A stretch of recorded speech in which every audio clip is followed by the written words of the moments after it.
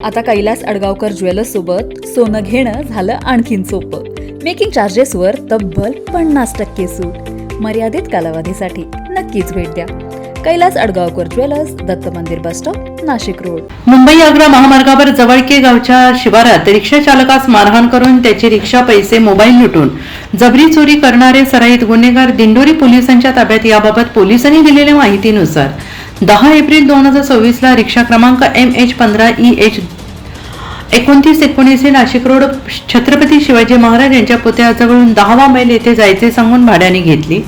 रिक्षा चालकास 10वा मैल जवळके बाजूकडे निर्जनस्थळी घेऊन मारहाण करत रिक्षा, रोख रक्कम, कागदपत्र, मोबाईल फोन असे एकूण 93,000 रुपये जवळ किमतीचे बळजबरीने चोरी केल्याचा गुन्हा दाखल झाला. सदर गुन्ह्याचा तपास करत असताना दिंडोरी पोलीस ठाण्याचे डायल 112 कार्यप्रणालीवर सदर घटनेची माहिती मिळताच पोलीस निरीक्षक भगवान मथुरे यांनी तात्काळ पोलीस पथक तयार करत घटनास्थळी जाऊन पाहणी करून सीसीटीव्ही फुटेज तांत्रिक विश्लेषणाद्वारे माहिती काढत सदरचे आरोपी पंचवटी रेल्वेने मुंबई ते नाशिक प्रवास करत असल्याची माहिती मिळताच दिंडोरी पोलिसांनी नाशिक रोड आणि देवळाली कॅम्प रेल्वे स्टेशन परिसरात सापळा रचून अर्जुन इरफान उर्फ पत्रा शिरू सय्यद, जावेद सलीम पठाण यांना ताब्यात घेतले. तर नवाज मंसूर शेख हा आरोपी पळून गेला.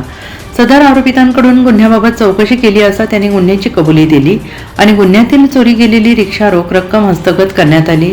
सदर सराईत आरोपी जावेद सलीम पठाण हा नाशिक जिल्ह्यातून हद्दपार असताना तो जिल्ह्यात मिळून आल्याने त्याच्या विरोधात गुन्हा दाखल करण्यात आलेला आहे. सदरची कामगिरी ग्रामीण पोलीस अधीक्षक बाळासाहेब पाटील, अप्पर पोलीस अधीक्षक आदित्य मिरखेलकर, उपविभागीय पोलीस अधिकारी वासुदेव देसले यांच्या मार्गदर्शनाने दिंडोरी पोलीस ठाण्याचे पोलीस निरीक्षक भगवान मथुरे, पोलीस उपनिरीक्षक अल्ताफ शेख, सुदाम कांबळे, पोलीस अंमलदार विश्वनाथ काकड, सुमित आवारे, विजय कोरडे, गेनू निंबेकर, प्रेमानंद मुंडे, कमलेश देशमुख, अविनाश आहेर, विशाल पैठणकर, तांत्रिक विश्लेषण विभाग, पोलीस अंमलदार हेमंत गिलबिले, प्रदीप बहिरम यांच्या पथकाने सदरचा गुन्हा उघडकीस आणला आहे.